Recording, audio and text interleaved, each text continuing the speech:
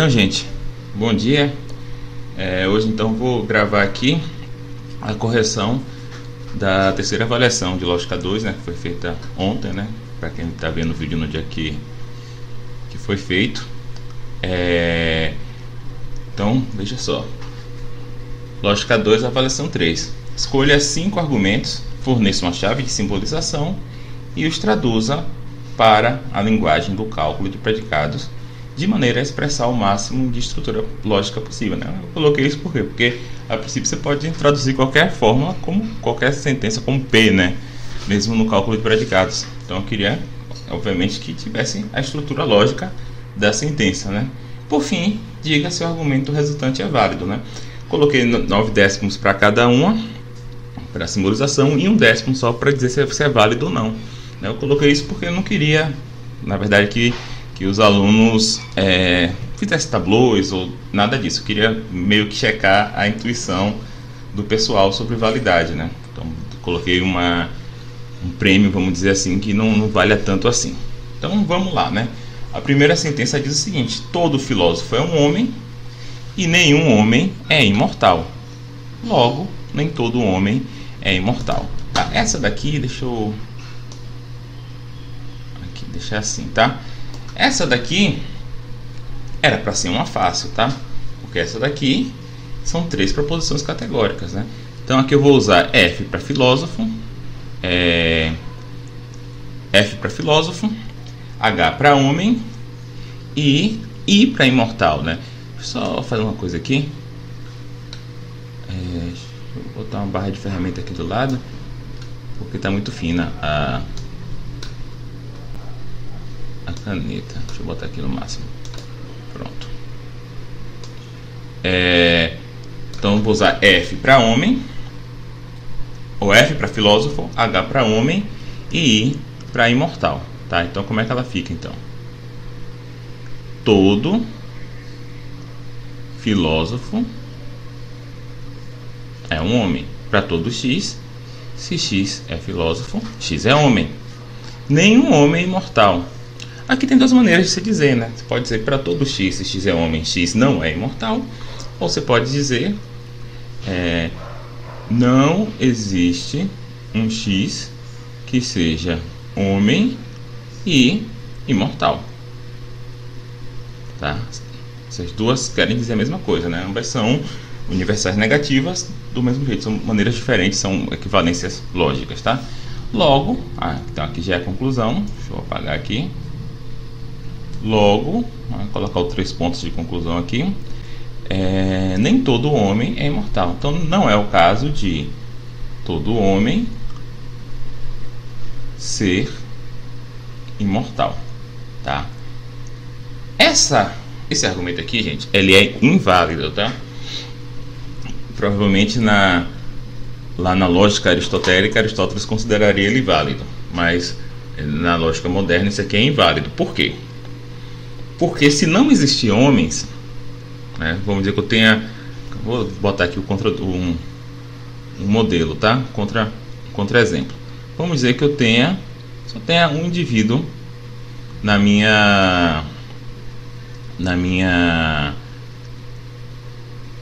no meu domínio, né? E aí vamos dizer que na verdade que nada seja homem.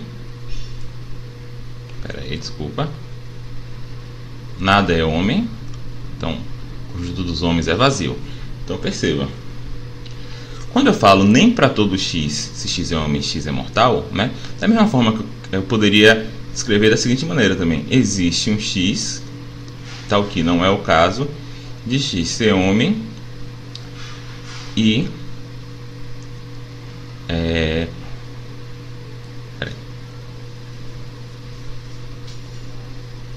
na verdade aí que eu vou cancelar, fica: existe um X que é homem e não é imortal. Se eu falo nem todo homem é imortal, estou dizendo que existe um homem que é imortal, né? Só que perceba como a interpretação de H é vazia, não existem homens. Essa frase aqui vai ser falsa, porque não existe um homem que seja imortal, porque não existem homens, entendeu? Então Aí eu vou ter que ter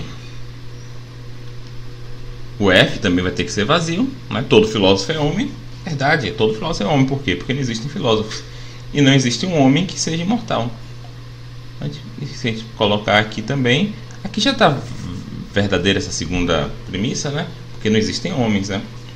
Mas de qualquer forma eu poderia colocar o imortal, né? Vamos colocar o imortal 0, tá? Vamos pensar aqui que isso aqui é o universo antes de Deus criar os homens, né? Só tem Deus, 0 é Deus, né? Então todo filósofo é homem? Sim, não tem nenhum filósofo, todos são homens, né?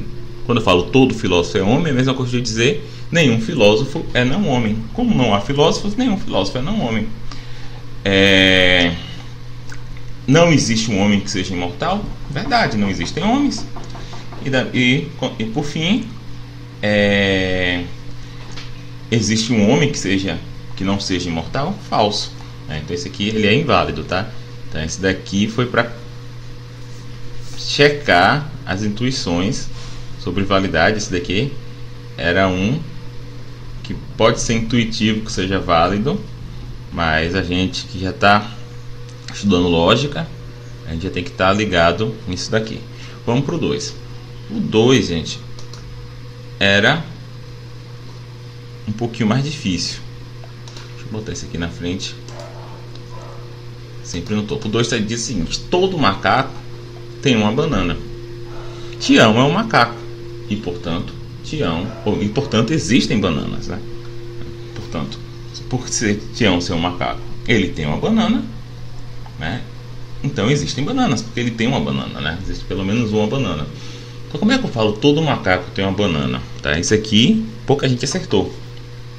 Eu vou precisar aqui de predicado M de X, M é um macaco, B de X, B é uma banana, e vou precisar de uma relação, X tem Y.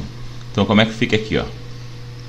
Para todo X, se X é um macaco, então existe um Y, tal que Y é uma banana e X tem Y, né? Todo macaco tem uma banana, no sentido de um ou mais, tá?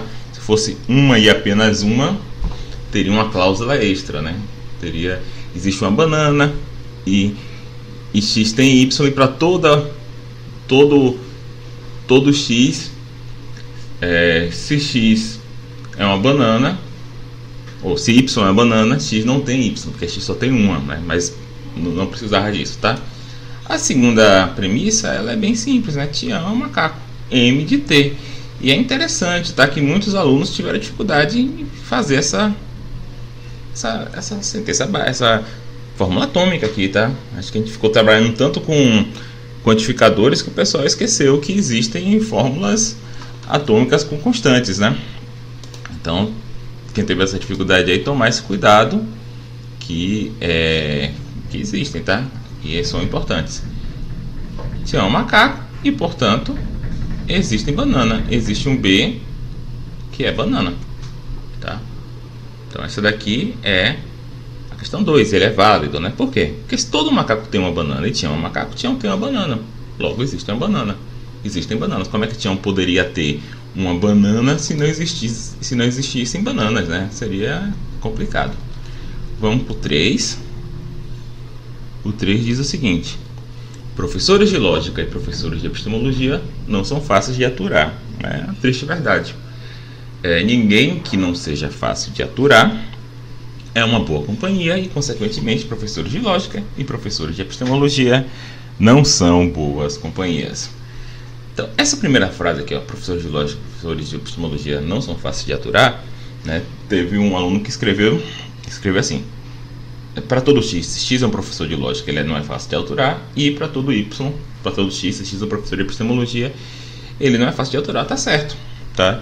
Agora, uma maneira um pouquinho mais econômica de escrever seria o seguinte: para todo X, se X é um professor de lógica ou de epistemologia, né? Então aqui tem que tomar cuidado, porque apesar de ter um I ali na frase, a tradução é com ou. Porque se eu falar assim, se para todo X, se ele é professor de lógica e de epistemologia, eu estaria falando dos X's apenas dos que fossem os dois, né? No caso, eu. Mas tem vários professores de lógica que não são professores de epistemologia e também não são fáceis de aturar. Então, por isso estou falando assim, o antecedente aqui tem que ser esse X é um ou outro, né? Tanto um quanto o outro é difícil de aturar. Então, não são fáceis de aturar, né? E não existe um X que não seja fácil de aturar e seja uma boa companhia. Aqui tem várias maneiras, né? Você poderia colocar assim: para todo X, se X não é fácil de aturar, X não é uma boa companhia. Também dá no mesmo, entendeu? Mas aqui eu decidi colocar: não existe um X que não seja fácil de aturar e seja uma boa companhia. Consequentemente, aí aqui é mais ou menos a estrutura é a mesma coisa aqui, ó. Para todo X, se X é professor de lógica ou de epistemologia, então X não é uma boa companhia, certo? Fica assim. Isso aqui é válido, tá? Porque perceba o que acontece. Vamos supor que alguém satisfaça esse antecedente aqui, seja professor de lógica, um professor de lógica ou de epistemologia arbitrário. Olha, ele não é fácil de aturar, porque a primeira premissa diz isso, que eles não são fáceis de aturar. E a segunda está dizendo o seguinte, ó: não existe um X que não seja fácil de aturar e seja uma boa companhia. Então esse X específico, que não é fácil de aturar, eu sei que é falso que seja de X, né? Então para esse X específico, não ser de X. E daí eu consigo provar esse consequente, né? Por quê? Porque eu assumi um professor de lógica ou de epistemologia arbitrário e mostrei que ele não é fácil de aturar. Então eu tenho esse condicional, tá? Então esse aqui é válido. Deixa eu botar aqui, ó: válido e válido. Beleza, vamos para 4. A 4 é um pretenso argumento de filosofia da mente, né? Se tudo é físico, então nada é mental, a menos que alguma coisa seja tanto mental quanto física, né? Essa premissa aqui eu acho que até ela é uma verdade lógica, né? Se tudo é físico, então ou alguma coisa é tanto física quanto mental, ou não existem coisas mentais, né? Porque se não existir nada que seja físico e mental, não pode existir algo mental, porque tudo é físico, né? Então essa premissa aqui eu acho que até ela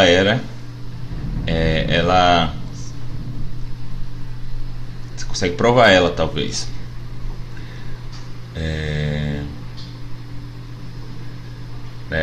Mas qual a importância dela até aqui? É que geralmente a gente assume que existe uma oposição entre física e mental, né? De modo que se algo é físico, não é mental e vice-versa. E essa premissa está dizendo que não necessariamente, né? Tudo ser físico só implica não existirem entidades mentais se nada for físico e mental ao mesmo tempo. Está explicitando essa premissa. O eu cartesiano é uma entidade mental, logo nem tudo é físico. Esse argumento aqui é inválido. Por quê?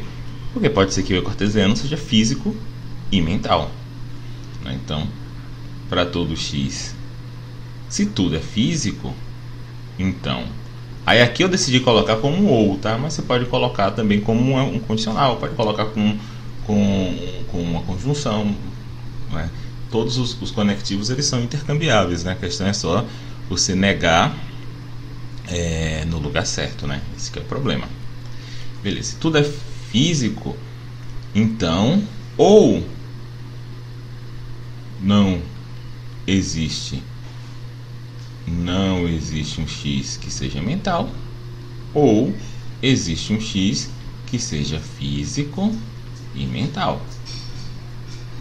É isso? Se tudo é físico, ou não existe um X que seja mental, ou existe um X que seja físico e mental. O eu cartesiano é mental, né? Então vou botar aqui Descartes é mental, logo nem tudo é físico, né? Esse argumento aqui é inválido, né? Exatamente por causa dessa segunda segundo disjunto, né? Porque a partir de MD aqui eu consigo derivar, existe algo mental, beleza, existe algo mental, então eu cancelo esse primeiro disjunto, mas tem essa segunda possibilidade que eu precisaria cancelar para fazer o modus tollens e chegar aqui o nem tudo é físico, né? Mas eu não consigo cancelar ela, então não se segue a conclusão. Vamos para a quinta. Se o oráculo de Delfos é confiável, então Sócrates é sábio. Apenas aquilo que é virtuoso é sábio, e apenas aquilo que tem conhecimento é virtuoso. Assim, se Sócrates não tem conhecimento, o oráculo de Delfos não é confiável. Vamos lá. Então aqui eu vou pegar D para o oráculo de Delfos e C para confiável. Se o oráculo de Delfos é confiável, então Sócrates é sábio, Sócrates, né? Aqui também, né? Que teve dificuldade ali com as sentenças atômicas com constantes, teve dificuldade aqui também. Tem que cuidar disso aí. Apenas aquilo que é virtuoso é sábio. O que eu estou dizendo aqui é o seguinte: quando eu falo apenas aquilo que é virtuoso é sábio, eu estou dizendo que tudo que é sábio é virtuoso, né? E apenas aquilo que tem conhecimento é virtuoso, ou seja, tudo que é virtuoso tem conhecimento. Aqui eu não posso usar C de novo, né? Eu já usei dizer o C para confiável, vou botar K, tá? Tem conhecimento, K de knowledge, né? Assim, se Sócrates... Sócrates é o S minúsculo, tá? O S maiúsculo é sábio. Se Sócrates não tem conhecimento, se não K de S, então não C de D. Esse aqui é válido, tá? Perceba o que vai acontecer aqui. Eu tenho, se C de D, então S de S, né? Aí eu posso fazer aqui, ó. Posso instanciar esses dois universais. Se S de S, então V de S. Logo, se C de D, V de S. Aí aqui eu posso instanciar para S também. Se V de S, K de S. Ou seja, se C de D, K de S, né? Mas aí fazendo a contrapositiva, se não K de S, não C de D. Então esse daí ele é válido, tá bom?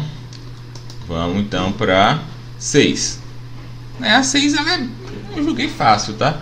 Agora ela tem a questão de ser com relações, né? E às vezes a gente tem dificuldade com relações.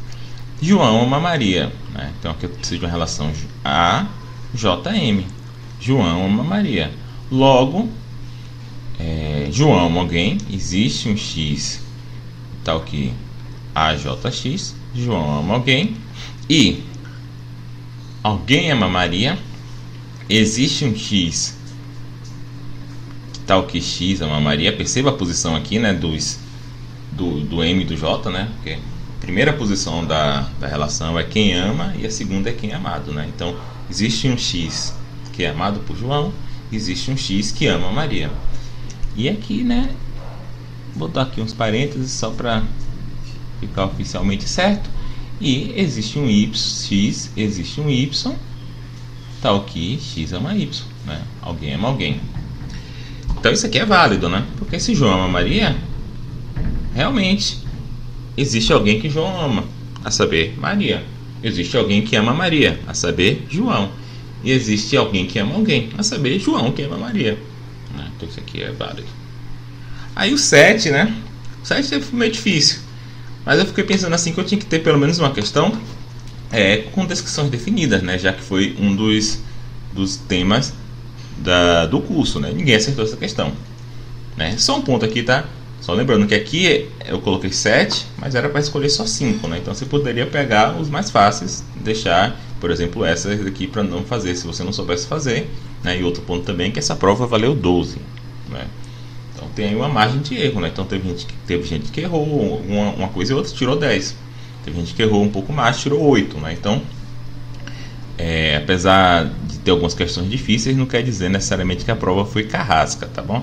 Então, o autor de Waverley é Sir Walter Scott. Isso aqui é uma descrição definida e a ideia é que você traduza essa descrição definida usando a teoria da descrição de Russell. Então, como é que fica? O autor de Waverley é Walter Scott, né? Então, vou usar A para autor de Waverley e S minúsculo, né? Porque isso aí é um indivíduo, para Sir Walter Scott. Então, existe alguém que é o autor de Waverley e todo mundo que seja o autor de Waverley é igual a essa pessoa, ou seja, só tem um autor de Waverley. Aí eu tenho que botar um parênteses aqui, né? Isso aqui a gente geralmente não costuma colocar parênteses, mas colocar porque é curso de lógica. E esse alguém é o Walter Scott. Essa daqui é a fórmula, né? Beleza. Scott é escocês. É de S. Logo, todo autor de Waverley é escocês. Para todo X, se X é autor de Waverley, então X é escocês. Isso aqui é válido, né? Porque veja, se a premissa está dizendo que existe um autor de Waverley e ele é o único autor de Waverley, ou seja, essa parte aqui, ó, todo mundo que é autor de Waverley é esse cara que é escocês. Então só tem um autor e ele é escocês. Então todos os autores de Waverley, que é só um, é escocês. Tá bom? Então isso aqui finda a primeira parte da prova, né? Aí vamos para a segunda. Deixa eu só pegar aqui uma nova página para a gente ir.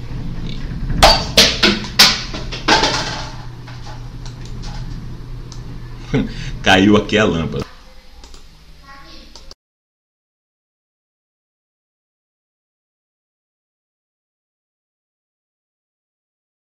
Se o argumento que você escolheu ele for válido, mostre sua validade usando tableaus.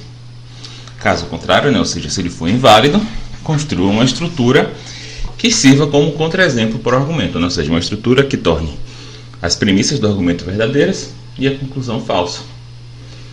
Nas estruturas, use apenas domínios contendo números naturais, como 0, 1, 2, etc. Vamos lá. Esse primeiro argumento aqui, ele é inválido, tá? Uma maneira que você pode saber que ele é inválido é fazendo um tableau, né? Como aqui ele só é a conclusão, né? Eu quero saber se isso aqui é uma verdade lógica. Então eu tenho que negar a conclusão, né?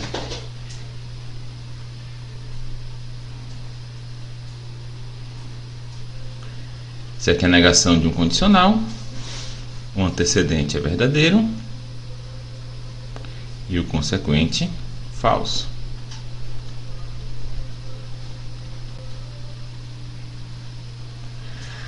Como esse consequente aqui é a negação de um existencial, na verdade ele é esse universal aqui, fx h de x, né? Então beleza, aqui eu tenho um existencial e um universal para instanciar. Sempre correto é instanciar primeiro o existencial para depois instanciar o universal para a mesma constante. Então aqui no caso, o existencial no 2 fica f de a. Aí agora eu vou instanciar o universal no 4, eu vou instanciar para a também, né? Porque é aí que eu poderei talvez encontrar uma contradição. E aí, como isso aqui é a negação de condicional, o antecedente é verdadeiro e o consequente é falso. Aqui não tem mais nada que eu possa fazer, né? Claro, eu sempre poderia instanciar de novo esse universal aqui, né? Esses aqui são terminais, né? Eu posso sempre instanciar aquele universal ali no 4, mas não vai adiantar de nada, que eu vou instanciar para B, para C, e não vou achar contradição nunca, né? Não achei em A, em que eu tinha mais fórmula. Então esse daqui, esse tabulo aqui, ele não fecha, né? Ele está aberto. A gente precisa agora encontrar um domínio, né? Aqui o tabulo ele já meio que diz, né? Uma vez que você instanciou todos os universais para todas as constantes que estão no tabulo, ele te diz o domínio, ou te diz a estrutura toda, né? O domínio aqui só precisa de uma coisa, né?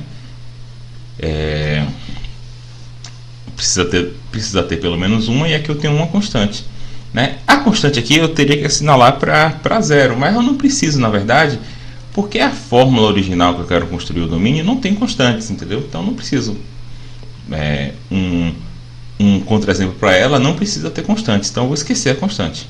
Mas de qualquer forma eu vou pegar a informação que a constante deu para dizer, olha só, que essa coisa, vamos dizer que o A fosse o zero,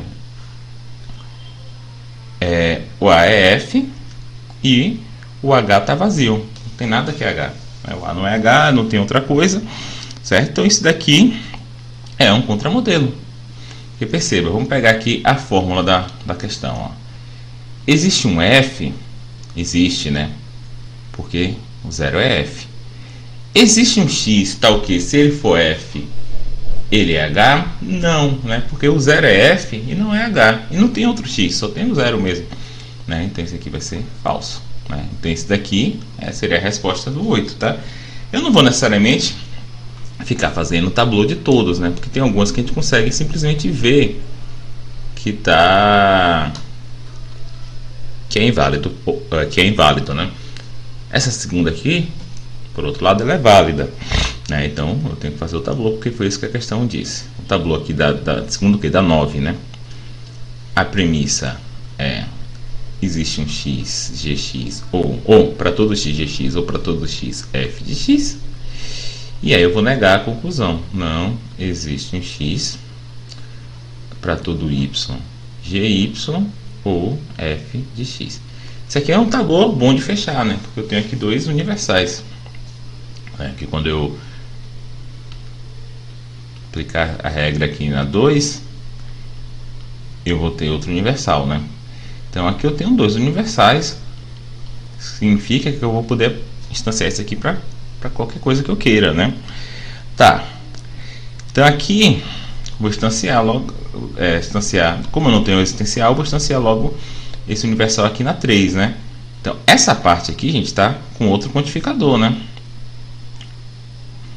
Então ela continua assim para todo x ou para todo y, g de y. Mas como é universal também, eu depois vou poder instanciar para o que eu quiser, né? E aí percebo o que acontece.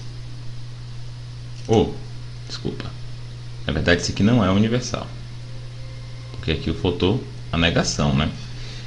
Beleza. Então instanciei esse daqui.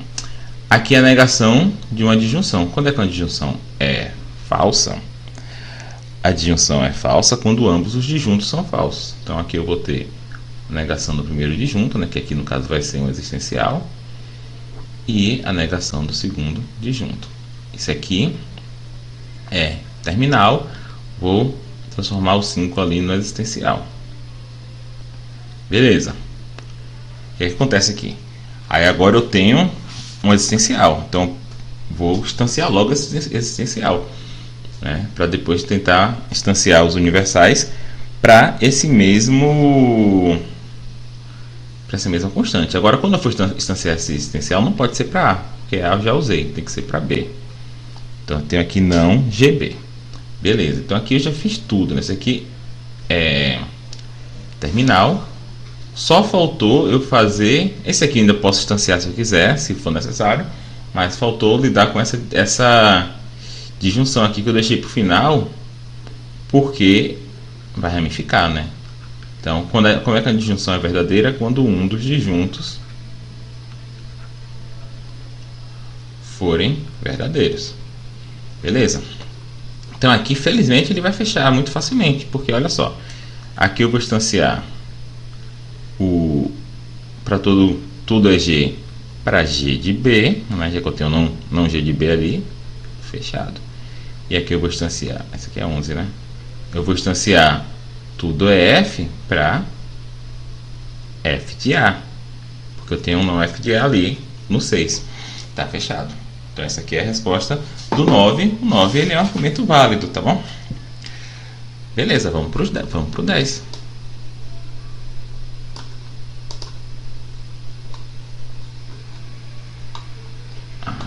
Aqui vou ter que ir diminuindo isso aqui, né? Porque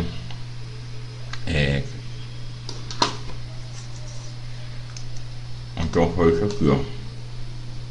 Peraí.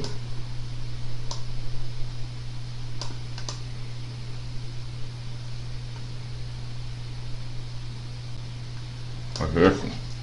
Aí a gente já consegue ver os outros. O 10. O que acontece no 10?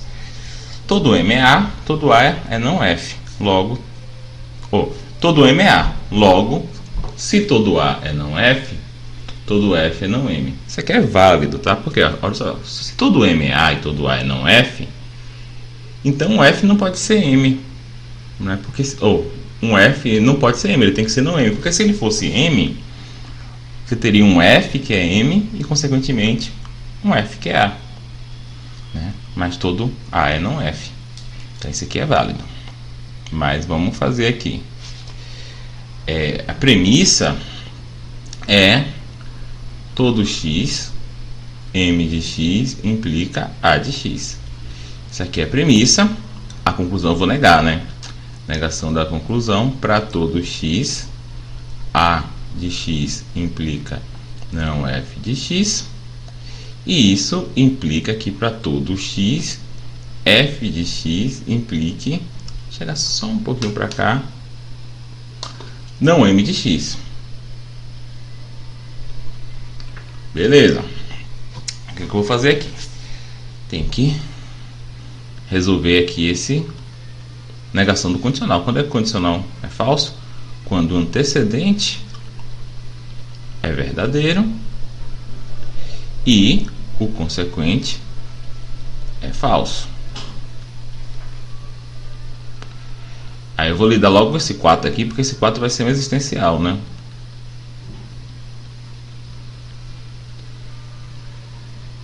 Deixa eu só colocar aqui, eu já fiz esse, né? A 1 e a 3 são universais. A 1 e a 3 são universais, então eu vou fazer depois, vou fazer primeiro o existencial na 5. Então a 6 aqui eu vou distanciar esse existencial para uma constante nova, no caso A, porque não tem nenhuma constante aqui. Não tem nenhuma constante nessas fórmulas, né? Então eu tenho, não é o caso de f de A implicar m de A. Isso aqui é a negação de um condicional, ou seja, o antecedente é verdadeiro e o consequente é falso. Aqui, né, eu poderia fazer de não MA para MA, mas muitas vezes não é necessário, né? Então eu vou deixar quieto. Aí agora eu vou distanciar o 1 e o 3 para a mesma constante, né? M de A implica A de A e 10, né? A de A implica não F de A. Beleza, a gente já viu aqui que vai fechar, né? Que se eu tenho não M de A, a mesma coisa de eu ter M de A. Se M de A, então é de A. Se é de A, então não F de A. Então se eu tenho M de A, eu vou ter não F de A, só que eu tenho F de A aqui no 7, né? Então vai fechar. Mas eu vou ter que só que isso aqui é terminal, né? Isso aqui também vou considerar como terminal, porque ele não vai precisar usar ele não. Agora eu vou só vou fazer o 9 primeiro, né? Porque eu quero fechar, né? Eu quero não precisar ficar tendo 4 ramos. Condicional condicional se M de A, então A de A é verdadeiro quando ou o antecedente é falso, e aqui fecha, que eu tenho não M de A e tenho não M de A, ou o consequente é verdadeiro, aqui não fecha. Aí agora eu vou fazer, então fiz esse, vou fazer o 10.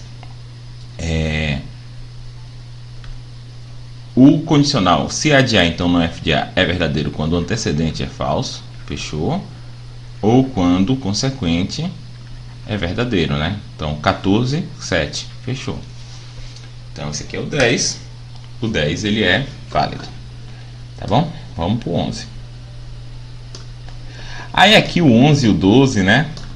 É aquela coisa, né? Eu falei pra você, eu falei pro pessoal lá da turma que um era válido, o outro era inválido, né? E aí aqui você pode ter um pouquinho de malandragem, né, de entender qual que seria válido, qual que seria inválido, né? Perceba, esse aqui nos dois, né, tem a mesma conclusão e a premissa muda a ordem dos quantificadores, né? No tablô a premissa é afirmada e a conclusão é negada. E aí a questão é a seguinte: qual é mais fácil de fechar? Um tablô que você primeiro faz o universal e depois o existencial, ou um que você faz o existencial e depois o universal? O segundo, né? Você faz o existencial primeiro, porque depois você consegue distanciar o universal para a mesma constante. Então o 12 ele é o válido, entendeu? O 11 não. O 11 ele é um inválido, ele é mais difícil de ser válido, entendeu? Vamos dizer assim. Aí, como eu falei para vocês que um era inválido, o mais difícil de ser válido é o que vai ser inválido, né? Então o 11 é inválido e o 12 é válido, né? O tablô do 11, né, você pode tentar fazer o tablô, né? Então, para todo x existe um y, não fxx implica fxy, né, que tem relações, né, que já complica um pouco, E 2, não existe um x, ou não existe um y. Na verdade não faz diferença, né? São só variantes lexicográficas, não sei qual é o nome que o pessoal dá para isso. Essas são variantes da linguagem, mas querem dizer a mesma coisa, né? A constante não quer dizer, a variável não quer dizer nada. Beleza, então esse 2 aí, ele é um universal, né? Se não existe um y que esteja na relação f consigo mesmo, então todo y não está na relação f consigo mesmo. Beleza.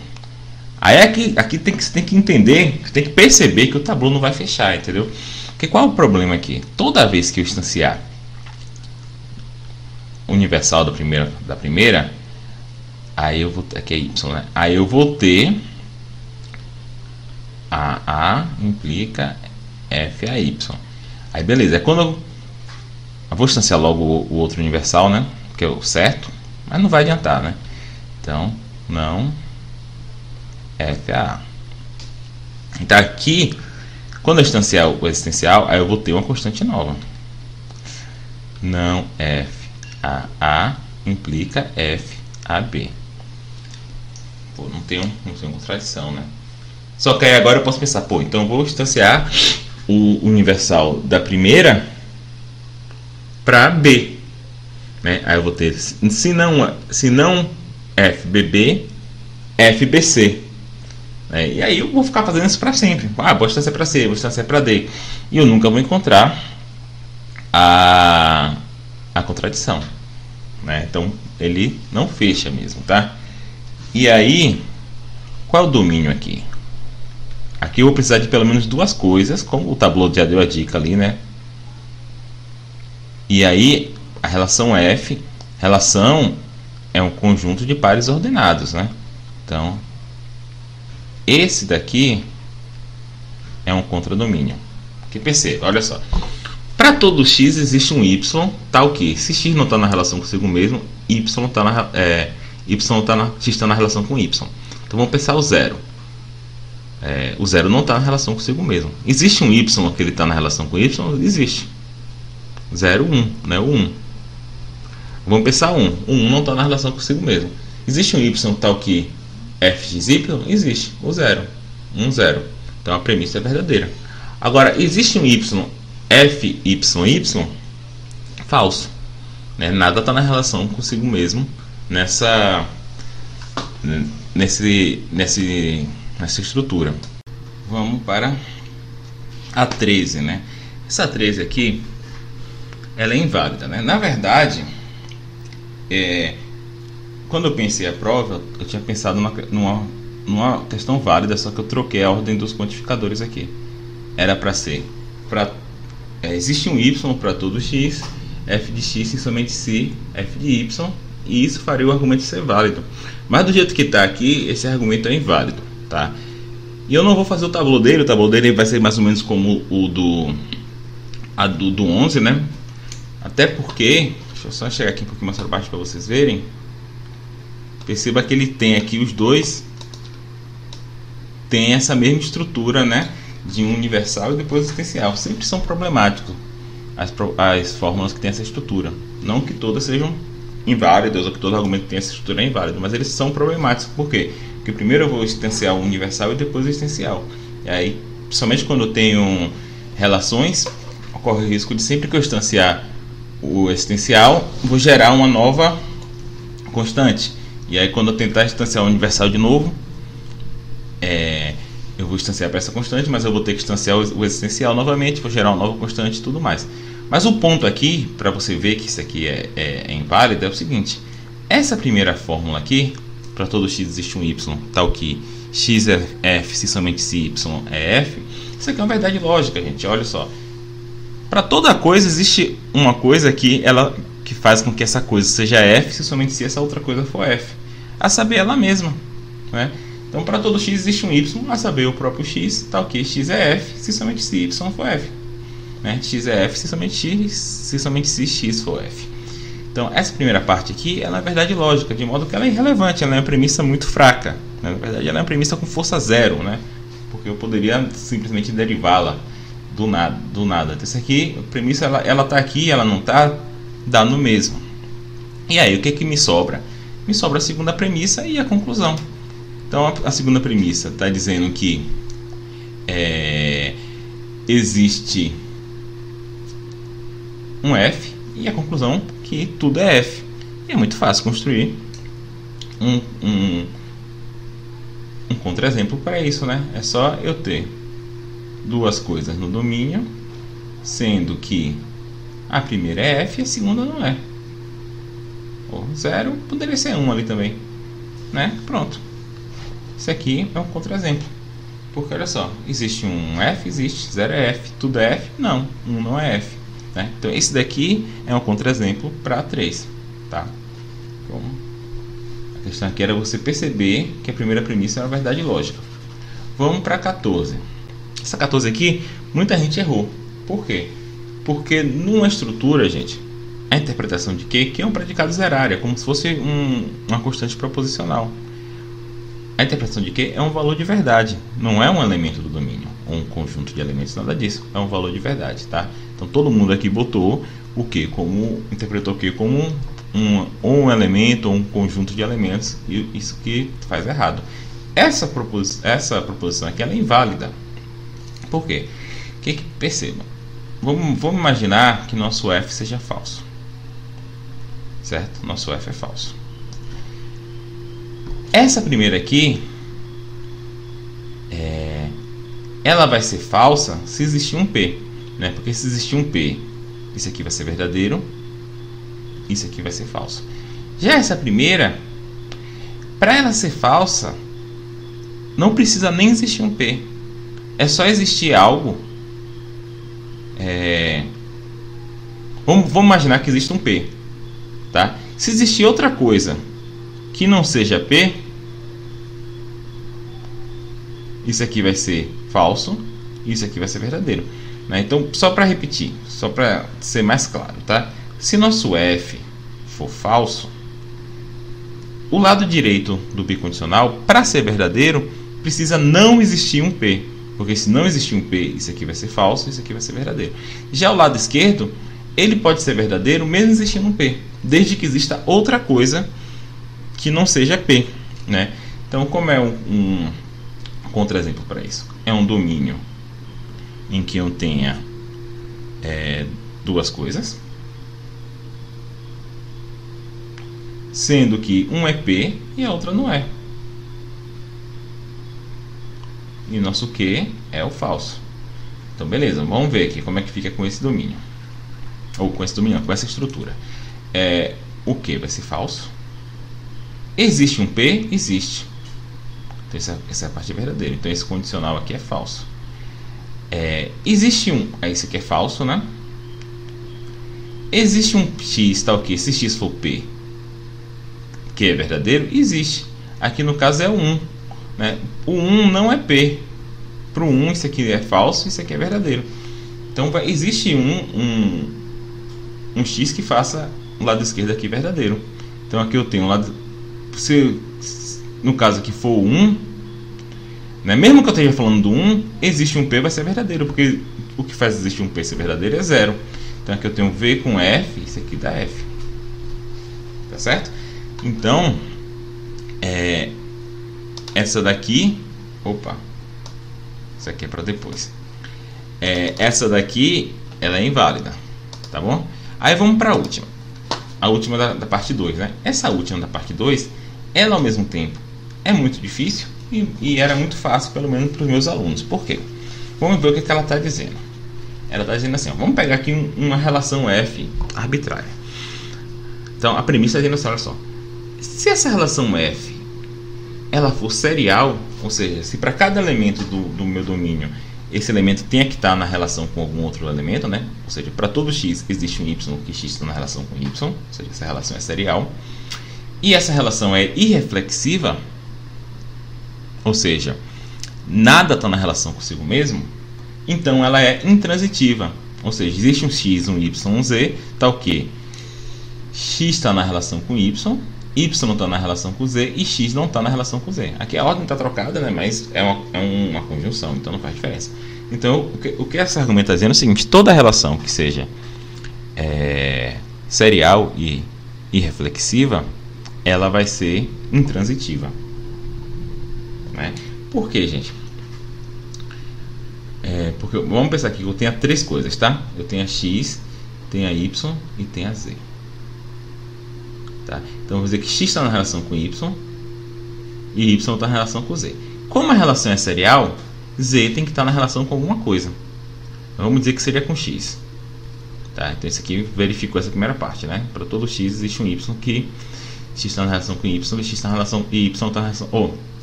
para todo x existe um y que x está na relação com y. X está na relação com y com z e z com y. Ninguém está na relação consigo mesmo também é verdadeiro. Ninguém está na relação consigo mesmo. E aí, nesse caso, realmente, existe um z tal que x está na relação com y não está na relação com z e x não está na relação com z. Que, na verdade, teria que ser assim. Vamos pensar que a gente tivesse só dois. Né? Teria que ser assim se tivesse dois, né? Porque x tem que estar na relação com alguém, y tem que estar na relação com alguém e ninguém está na relação consigo mesmo. Então, aqui, existe x está na relação com y está na relação com x e x não está na relação com x. Não pode estar, porque essa relação aqui é irreflexiva. Então, para qualquer domínio finito, sempre vai chegar um momento que eu vou ter o último elemento do domínio, que vai ter que ter um círculo para o primeiro, ou para o segundo, ou para o terceiro, né? Estou pegando aqui o 2 porque é mais fácil de entender. Mas sempre vai ter que voltar, né? E a conclusão vai ser verdadeira. Porém, essa conclusão não é verdadeira para um domínio infinito, tá? E aí, o e-mail que eu tinha mandado para meus alunos foi sobre isso daqui, olha só. Esse site aqui é um site que faz tablôs, né? Então, eu boto uma fórmula aqui, ele faz um tablô para ela. Se o tablô fechar, ele retorna que ela é válida e dá o tablô. Se o tablô não fechar, ele faz um contra-exemplo e me dá a estrutura que é o contra-exemplo. Se eu jogar essa fórmula aqui, né, percebe que aqui é a mesma fórmula, tá, gente? Aqui está em forma de argumento, né? Então aqui tem uma premissa e uma conclusão, mas aqui, se esse argumento é válido, essa fórmula aqui é válida, né? Esse condicional aqui é válido. Agora, olha o que acontece se eu rodar isso daqui no site. Ele vai ficar rodando para sempre. E isso é esperado, tá? Porque é um resultado provado que o cálculo de predicado de primeira ordem é indecidível. Ou seja, não existe um algoritmo que para qualquer fórmula do cálculo de predicado de primeira ordem diga se ela é válida ou não. Tá? Você consegue dizer, usando tablôs, usando contramodelos. Porém, não tem um algoritmo, ou seja, não tem um conjunto de regras especificado. Né? Precisa de um pouco de criatividade, às vezes, para encontrar o contramodelo, certo? E é o caso que acontece aqui. Como esse contramodelo aqui é infinito, o que é que ele está fazendo? Ele está tentando gerar todos os contramodelos possíveis e até encontrar ou todas as estruturas possíveis até encontrar um contramodelo.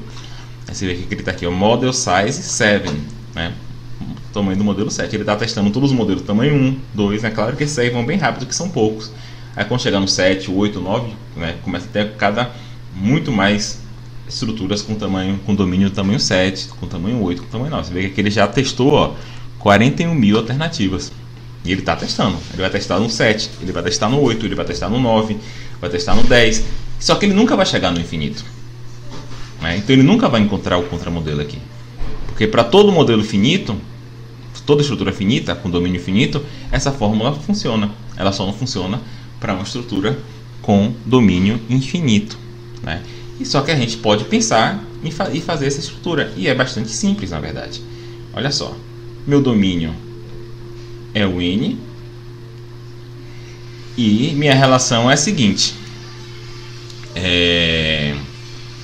Minha relação... Claro que eu não vou poder aqui escrever a relação toda, né? Por quê? Porque vai ter infinitos elementos no meu domínio que vão estar na relação. Então, se eu fosse escrever a relação toda aqui, eu nunca terminaria. Então, eu tenho que dar uma regra para a relação, né? Então, quem é que está na minha relação? Todos os x e todos os y, está o quê? X é menor que y. Né? Então, o que eu estou dizendo aqui? Estou dizendo que a relação menor que, ela é uma relação que é serial, ela é reflexiva e ela não é transitiva. Certo? Então o que eu estou dizendo aqui é que essa relação menor que é uma relação serial, ela é irreflexiva, só que ela é transitiva, né? Perceba, para todo x existe um y, tal que x é menor que y, né? Pensando no nosso domínio aqui com números naturais, sim, né? Para o zero existe 1, o zero é menor que 1, claro, existem vários outros, mas existe 1. Para o 1 existe o 2, né? Todo número é menor do que outro número, né? Para cada número tem um número maior que ele. A relação é intransitiva? 0 não é menor que 0, 1 não é menor que 1, 2 não é menor que 2, etc, etc. Só que essa relação é transitiva, porque se 0 é menor que 1 e 1 é menor que 2, 0 é menor que 2, né? Se 0 é menor que 1, 1 é menor que 2, 2 é menor que 3, 0 é menor que 3, certo? Então esse daqui era o contramodelo. Isso daqui, então essa questão ao mesmo tempo ela era muito difícil e muito fácil, porque quem prestou atenção no e-mail e lembrou desse contramodelo aqui, era só dar essa resposta aqui, tá? Então, agora vamos para a última. Então, essa última aqui, deixa eu botar nela, eu achei muito interessante, tá? Ela fala o seguinte: o argumento Brutus matou César com a faca, logo Brutus matou César é intuitivamente válido. De fato, né? Se Brutus matou César com a faca, certamente ele precisa ter matado César, né? Não tem como matar alguém com uma faca e não matar a pessoa. Porém, a tradução direta desse argumento para lógica de primeira ordem é válida? A tradução direta não, porque perceba, como é que eu escrevo Brutus matou César com a faca? Existe algo que é uma faca, né? Que é o mesmo caso lá da banana, e aqui tem que ter um parêntese, e matou Brutus César com esse algo que é uma faca, tá? Beleza, agora como é que seria a conclusão? Brutus matou César. A princípio a conclusão seria assim, né? Mas perceba que aqui, isso aqui é uma relação ternária e essa daqui é uma relação binária, tá? Então não é a mesma relação. Então assim, tem que até colocar nomes diferentes. Vou fazer assim, ó, m ao cubo e m ao quadrado, né? São nomes, são relações diferentes. Esse argumento é válido? Não é. Porque o que acontece com ele? A conclusão é sobre m ao quadrado.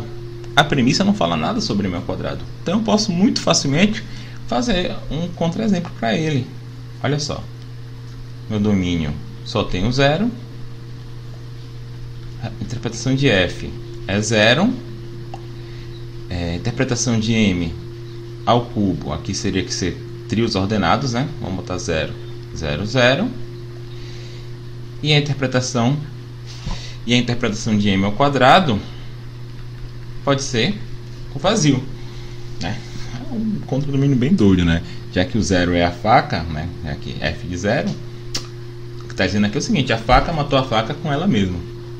Só que a faca não matou a faca, né?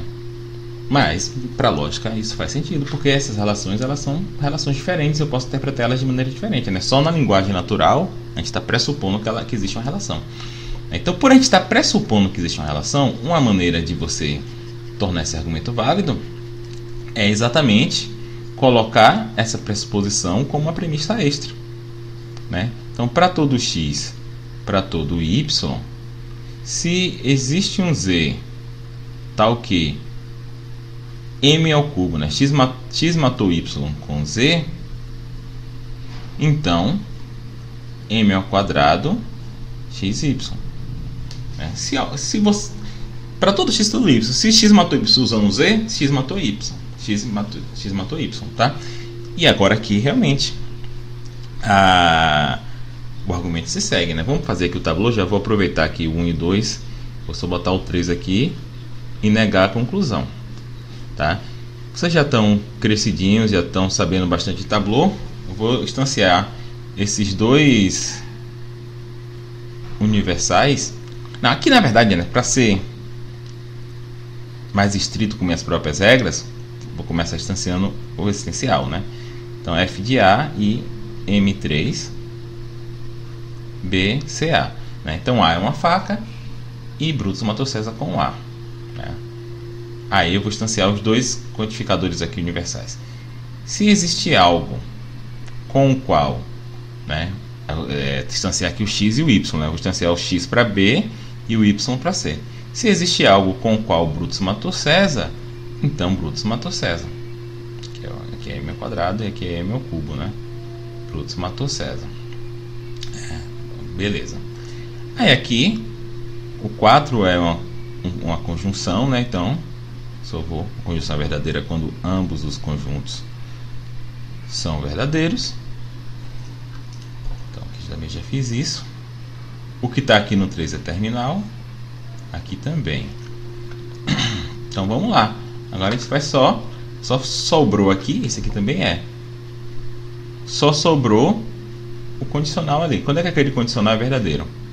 Ou quando o antecedente é falso, não existe um Z com o qual Brutus matou César, ou quando o consequente m ao quadrado BC é verdadeiro. Mas aqui fecha, né? Porque eu tenho 7 e 3. Sobrou esse aqui. Esse aqui, felizmente, ele é não é Z, né? Não é X, é Z. Mas dá no mesmo, né? Ele é universal. Não existe um... Para todo Z, não é o caso de Brutus ter matado César com Z. Aí aqui eu posso instanciar o Z. Vou instanciar o Z para quem? Para o A. Né? Então aqui fica... Não é o caso de Brutus ter matado César com A. Mas aqui eu tenho 7.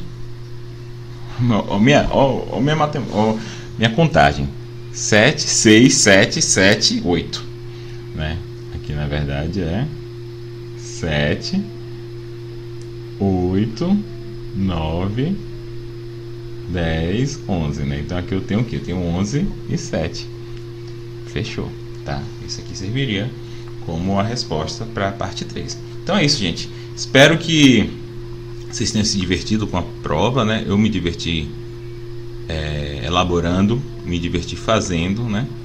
E se eu tenho algo para desejar a vocês assim no final do curso de lógica, é que vocês tomem algum divertimento com a lógica, né? Que vocês aí algum dia nas suas horas vagas peguem aí umas provinhas de lógica para fazer só pela diversão. Eu certamente faço isso, né? Espero que a lógica também tenha esse papel aí na vida de vocês, tanto de treinamento mental, né, como se fosse uma musculação da mente, e de divertimento, tá bom? Então é isso, boas férias, né? Vejo vocês aí, qualquer coisa falem comigo, vejo vocês aí no semestre que vem, tá bom? Um abraço, tchau!